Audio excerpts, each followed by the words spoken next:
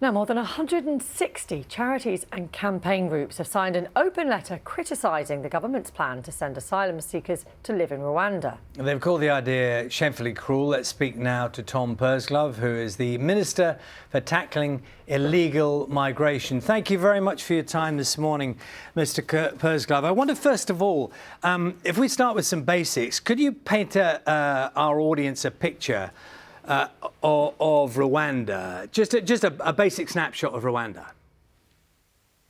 Well, look, this is obviously a very significant policy announcement that we've made, a new economic development partnership with Rwanda, a country that wants to provide sanctuary and that wants to provide opportunity, a country that I would argue has made huge strides forward over the course of the last 3 decades. The fact that they are only one of 2 countries in the world that has a female majority parliament, a country that has an anti-discrimination law running right through its constitution, and one that, for example, the UNHCR places refugees with because they recognise that it's a country that wants to play its part, that wants to provide sanctuary, and that is progressive in its outlook, and of course has one of the fastest growing economies anywhere in the world. What about stuff like population, life expectancy, that kind of thing?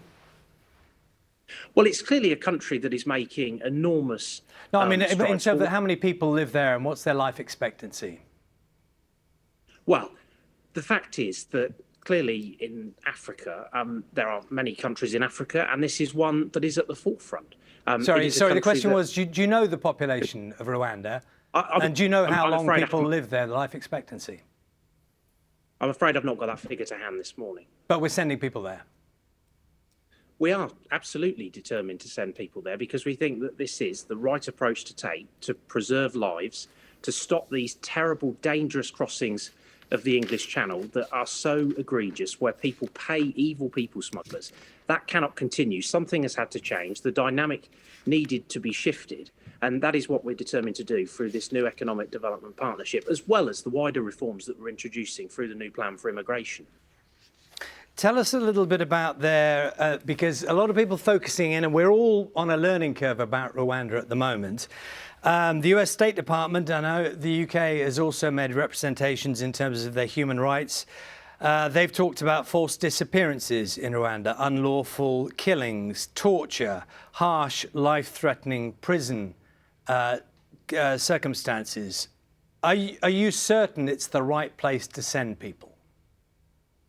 I am confident that the approach that we are taking to this is entirely compliant with our international obligations through the Refugee Convention and through ECHR. And of course, that on the Rwandan side, it is also essential that they are compliant with those obligations. And the key test in all of this will be as to whether individuals who arrive via illegal means will be relocated to Rwanda. The decision will come down to whether it is safe for them. Each case will be looked at on a case-by-case basis, taking proper consideration of all of the factors relevant to their case and to their circumstances. That is the right and responsible way to approach this, and that's the one that we're going to move forward with as we operationalise this policy. Can we go through some basics? I think it'd be really helpful because I think there's some confusion. What's the 120 million? So the £120 million is to establish this economic development partnership in the first place. And then, of course, as we move forward, as people are relocated to Rwanda, we will continue to make contributions that will mean that that partnership is able to develop over the period ahead of us. But they're also consistent with the sorts of sums of money that we're spending on dealing with this issue currently in this country. But that should help us to ensure that in the fullness of time, we're able to reduce some of those costs because we have to get this under control. It is completely unacceptable and unsustainable to have thousands of people making these dangerous crossings of the Channel, for example, as we move forward. And that's why doing this in this way will help us to stop that.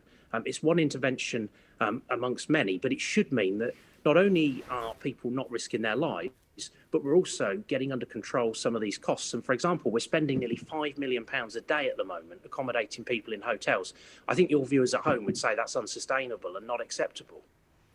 So the 120 million is a down payment. How much will it cost per person that we want to send to Rwanda? Well, of course, that will depend upon the circumstances of the individuals concerned. And what is an important distinction to make here is that once individuals are relocated to Rwanda, they are then the responsibility of the Rwandan authorities. I thought we were paying for, as I understood it, and again, just help me with the basics here, I thought that when they get to Rwanda, the UK government was giving the Rwandan government the money to look after them for a period of time. Is that incorrect? No, so what we will be doing is we will be supporting the ongoing costs of the resettlement of those individuals in Rwanda. That obviously will depend upon the individual circumstances of the person. Well, can you give me an estimate of those figures? Because I know Boris Johnson said he didn't want to write a blank cheque, but if you haven't got the numbers, this is a blank cheque. Well, that's not the case, because the difficulty is it depends upon the volumes. And of course, I can't predict definitively how many people are going to make these dangerous crossings as we move forward. So you can't put a cost figure on that, because it will depend upon the circumstances, the number of people coming, the length of time that people decide to stay in Rwanda. Those will all effectively determine some of the cost outcomes. But it's right that we take this approach to tackle this issue. Is it guaranteed that no children will be relocated to Rwanda? What I'm not going to do, Charlie, this morning is to help the evil criminal gangs to exploit vulnerable people by putting individuals at greater risk. But what I would say, I hope I can provide real assurance in making the point that cases will be looked at on a case-by-case basis, taking proper account of everybody's circumstances in question. That is the right approach to take to this. The problem you've got is that these evil gangs will miss no opportunity to exploit vulnerability. And what I wouldn't want to do is encourage, for example, evil criminal smugglers to be putting children in small boats. Nobody should be making these crossings. That is an absolute fact. It is an imperative that I cannot stress enough. People are leaving what are safe countries to make these perilous journeys to the UK. That has got to stop, and we've got to put those criminal gangs out of business. So children may be amongst those that are relocated? As I say, the bottom line here is that cases will be looked at on a case-by-case basis. But one thing that I have said, for example, in the House, is that unaccompanied asylum-seeking children would not be included. Can you just help me with the Royal Navy's role? As I understand it today, literally as we speak, there is something very different going on in those waters. How many ships, how many personnel are involved? So obviously, we've had a long-standing relationship with the Royal Navy, where they have brought a lot of expertise, but we're taking that further, and the Royal Navy is now in command in the Channel. That is the right thing to do, because what that is helping us to do is to build resource and to build that expertise.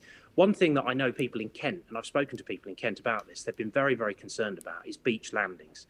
The Royal Navy's additional expertise, as well as that extra resourcing, will help us to stop that. There is a greater chance. How many ships, how many personnel? Do you know that? Well, the point there, Charlie, is that it depends on which day in question. There are days where there are no crossings. There are days where there are greater numbers of crossings, and there are days when there are extraordinary numbers of crossings. And the whole system, end to end, whether that be Home Office staff or whether that be Royal Navy personnel, and anyone else involved in this work, has to flex according to those circumstances. So that is dependent on precisely where we are on any given day. But what this is doing overall is building that capacity in terms of personnel available, in terms of the resources available. And as the posture changes, as the new plan for immigration is implemented, the chances are highly likely that more people will want to arrive on beaches and just disappear off. That clearly presents a border security risk, and I think it's right that the Royal Navy help us to address that. Tom Pursglove, thank you very much for your time this morning. The Tackling Illegal Migration Minister speaking to us this morning.